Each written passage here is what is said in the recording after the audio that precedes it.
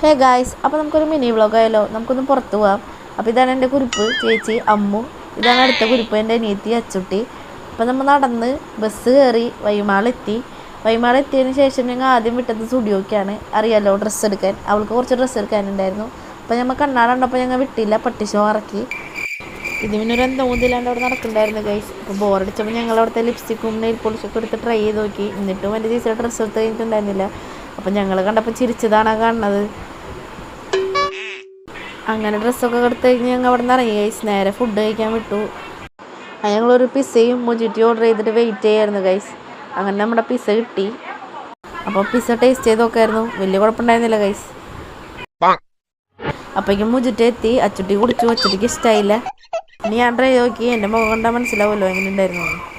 അങ്ങനെ ഞങ്ങളത് അവൾക്ക് കൊടുത്തു ഗൈസ്. അവളതൊന്നാക്കി അവൾ കുടിച്ചു. പിന്നെ ഞങ്ങൾ നേരെ ബാത്റൂമിൽ പോയി ലിപ്സ്റ്റിക്കൊക്കെ ഇട്ട് അവിടെ കുറച്ച്